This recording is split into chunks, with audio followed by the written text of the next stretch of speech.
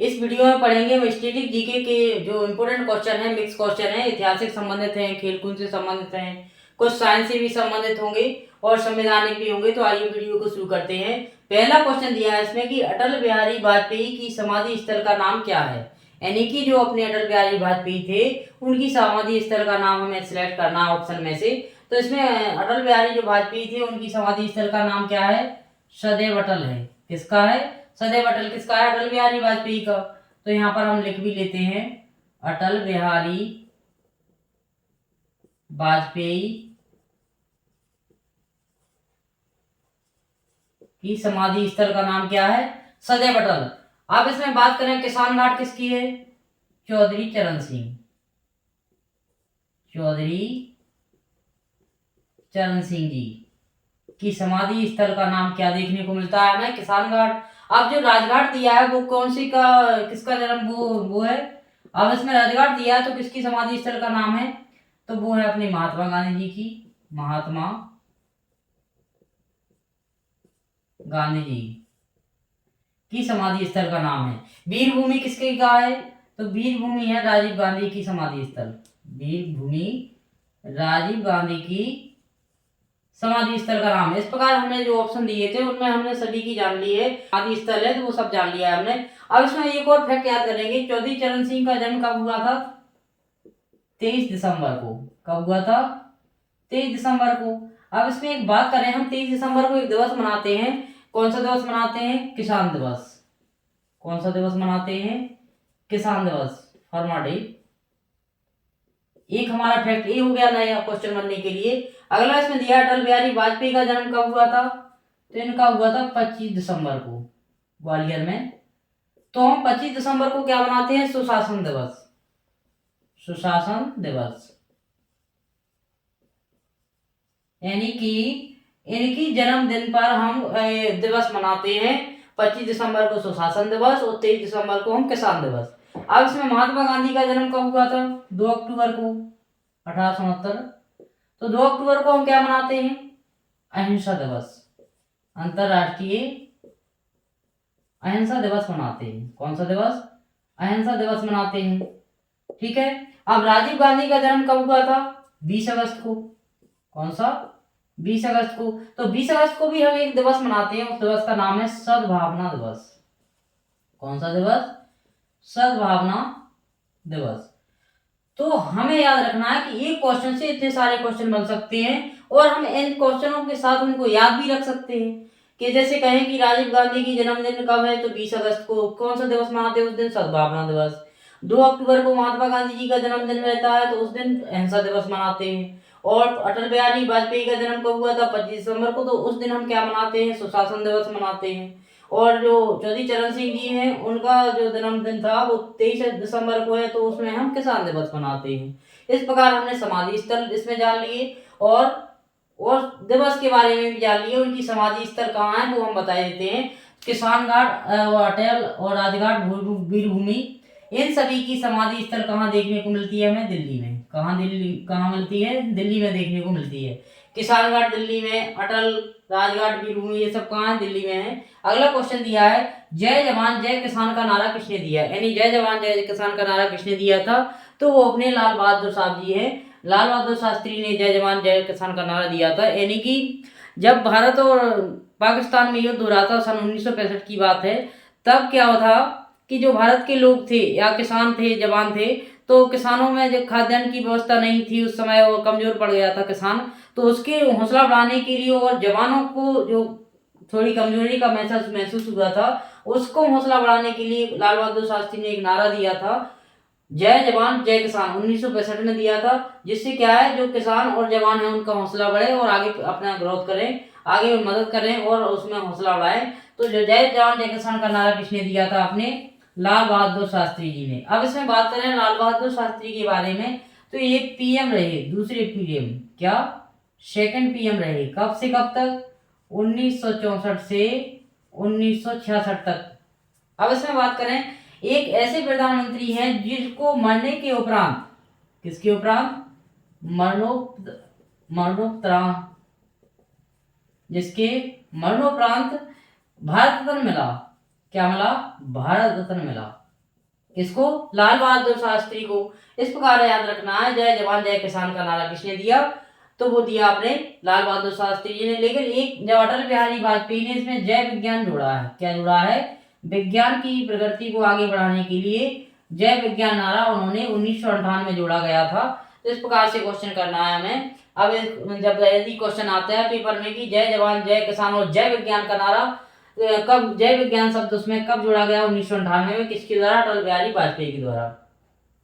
कौन सा अंग रक्त बैंक कहलाता है, यानी ब्लड बैंक कौन सा अंग होता है अपना? तो इसमें याद रखना है हृदय, यकृत, प्लीहा या फेफड़े। तो हृदय क्या करता है अपना? हृदय करता है ब्लड को पंप करना। और यकृत क्या करता है? यकृत का काम होता है कि जो अपने विषैले पदार्थ होते हैं वो मूत्र के रूप में हम बाहर निकालते हैं, शरीर से निष्कासित करते हैं। और प्लीहा को क्या कहते हैं? ब्लड बैंक कहते हैं।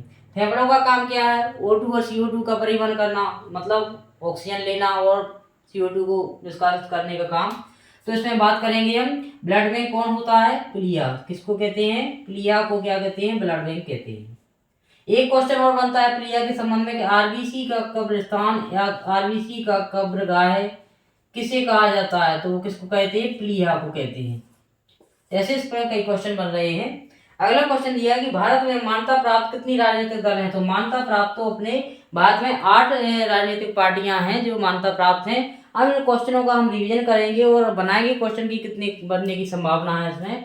अटल बिहारी वाजपेयी की समाधि स्थल क्या है? सदैव अटल, जो कहाँ देखने को मिलती है? हमें दिल्ली में। और हम 25 दिसंबर को क्या मनाते हैं? सुशासन दिवस, जिसमें किसका जन्मदिन रहता है? अटल बिहारी वाजपेयी जी का। और 23 दिसंबर को हम किसान दिवस मनाते हैं, जिसमें किसका जन्मदिन रहता है? चौधरी चरण सिंह जी का रहता है। इनका समाधि स्थल का नाम क्या है? किसान घाट है, जो कहाँ देखने को मिलता है? हमें दिल्ली में देखने को मिलता है। महात्मा गांधी की जो समाधि स्थल है उसको राजघाट कहते हैं। महात्मा गांधी का जन्म 2 अक्टूबर को हुआ, तो 2 अक्टूबर को हम एक दिवस मनाते हैं, अंतर्राष्ट्रीय अहिंसा दिवस मनाते हैं। और राजीव गांधी का जन्म हुआ था 20 अगस्त को, जिसमें हम तो कौन सा दिवस मनाते हैं? सद्भावना दिवस। और इनकी जन्म स्थल इसमें समाधि स्थल का नाम क्या है? वीरभूमि, जो हमें दिल्ली में देखने को मिलती है। अब जय जवान जय किसान का नारा किसने दिया था? लाल बहादुर शास्त्री ने। कब दिया है? 1965 के लगभग, जब भारत और पाकिस्तान का जो युद्ध हो रहा था उस समय किसानों और जवानों को क्या कर रहे हैं? हौसला बुलंद रखने के लिए उन्होंने नारा दिया था, ताकि देश में मदद मिल सके।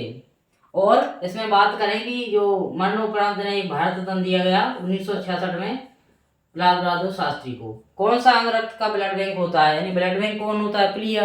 प्लीहा को हम ब्लड बैंक कहते हैं, या आरबीसी का कब्रिस्तान या कब्रगृह किसे कहते हैं? अब इसमें बात करें आरबीसी का दिन कितना रहता है? 120 दिन रहता है इसका। भारत में मान्यता प्राप्त कितनी राजनीतिक दल हैं? तो वो 8 हैं। इस प्रकार से हमें क्वेश्चन करना है और कवर करते जाना है और इन क्वेश्चनों को बार बार रिवीजन करना है। इस प्रकार अपना 5वां क्वेश्चन दिया है कि राइटर कौन से देश की समाचार एजेंसी है? तो हमें याद रखना है कि राइटर कौन से देश की समाचार एजेंसी है? तो ब्रिटेन देश की है। किसकी है? ब्रिटेन देश की जो राइटर्स है, राइटर्स नाम से है, वो क्या है? समाचार एजेंसी कहाँ की है? ब्रिटेन देश की है। अब मिस्र की बात करें तो मिस्र की जो समाचार एजेंसी का नाम क्या है? मैना। अब इसमें जापान, तो जापान की क्या होती है? कोडो। जापान की समाचार एजेंसी का नाम क्या है? कोडो है। अब इसमें रूस की बात करें तो रूस की समाचार एजेंसी का क्या नाम है? तास है। तो हमें देखने को मिलता है राइटर्स कौन से देश की समाचार एजेंसी है? तो वो ब्रिटेन की है, मिस्र की मैना है, और जापान की कोडो है, और रूस की तास है। एक इससे कई क्वेश्चन आ जाते देखते हैं। अगला क्वेश्चन दिया है 6वां कि अंतरराष्ट्रीय न्यायालय का मुख्यालय कहाँ देखने को मिलता है? यानी जो इंटरनेशनल कोर्ट होता है वहाँ का जो मुख्यालय है वो कहाँ देखने को मिलता है? हेडक्वार्टर। तो वो हमें कहाँ देखने को मिलता है? द हेग में। कहाँ क्या देखने को मिलता है? हेग में हमें इंटरनेशनल कोर्ट का हेडक्वार्टर कहाँ देखने को मिलता है? द हेग में देखने को मिलता है। जिनेवा में हमें क्या देखने को मिलेगा? Red cross. WHO का मुख्यालय और WTO का मुख्यालय कहाँ देखने को मिलेगा? हमें जिनेवा में। पेरिस में किसका मुख्यालय देखने को मिलेगा? इंटरपोल का। इंटरपोल का जो मुख्यालय है वो कहाँ देखने को मिलेगा? हमें पेरिस में। मनीला में एडीबी का मतलब एशियन डेवलपमेंट बैंक जो का मुख्यालय कहाँ देखने को मिलेगा? हमें मनीला में। अगला दिया है अवनी लेखरा का संबंध किसके से है? यानी जो अवनी लेखरा थी वो उसका संबंध किससे है? तो उनका संबंध है शूटिंग से। किससे संबंधित है? शूटिंग से। उनका संबंध किससे है? शूटिंग से। अब इसमें बात करें कि जो अवनी लिख रहा है वो कहाँ की रहने वाली, यानी कहाँ से बिलोंग करती हैं? राजस्थान से बिलोंग करती हैं, जयपुर। तो इस प्रकार से हमें याद रखना है। एक बात अगर इसमें कि जो अवनी लिख रहा है उनको 2021 में क्या मिला? खेल रत्न मिला। कौन सा रत्न मिला? खेल रत्न पुरस्कार भी मिला है उन्हें। तो इसमें याद रखना है अवनी लिख रहा राजस्थान से बिलोंग करती हैं और एक किसके से सम्मानित है? तो ये है अपनी शूटिंग से, और इन्हें 2021 में खेल रत्न पुरस्कार को सम्मानित किया गया है। अगला क्वेश्चन दिया, भारत में कितनी भाषाओं को शासकीय मान्यता प्राप्त है? तो आप सबने पढ़ा होगा कि 22 भाषाओं को शासकीय मान्यता प्राप्त है इसमें। इस प्रकार हम इन क्वेश्चनों का थोड़ा रिवीजन कर लेते हैं कि पहला क्वेश्चन दिया है इसमें कि अपना की राइटर कौन से देश की समाचार एजेंसी है? ब्रिटेन की है। अंतरराष्ट्रीय न्यायालय का मुख्यालय कहाँ देखने को मिलता है? हमें द हेग में। इंटरनेशनल कोर्ट का हेडक्वार्टर इंटरपोल का हमें पेरिस में देखने को मिलता है। रेड क्रॉस WHO WTO का हमें जिनेवा में देखने को मिलता है। कभी क्वेश्चन पूछे ले जाते हैं जैसे कि विश्व स्वास्थ्य संगठन का मुख्यालय कहाँ देखने को मिलता है? हमें जिनेवा में, यानी कि WHO का मुख्यालय जिनेवा में, और रेड क्रॉस का मुख्यालय भी हमें जिनेवा में देखने को मिलता है। और इंटरनेशनल कोर्ट की बात यदि करें तो हम वो उसका द हेग में मिलता है, और ADB का मुख्यालय मनीला में देखने को मिलता है। अवनी लेखरा जो मैल हैं उनका संबंध किससे है? अपना शूटिंग से है, और ये राजस्थान से बिलोंग करती हैं। इनको 2021 में क्या मिला? खेल रत्न दिया गया है इनको। भारत में कितनी भाषाओं को इसमें मान्यता प्राप्त है? तो 22 भाषा लैंग्वेज पर इनका मान्यता प्राप्त है भारत में। इस प्रकार हमें एक क्वेश्चन के साथ कई क्वेश्चन कवर करना है।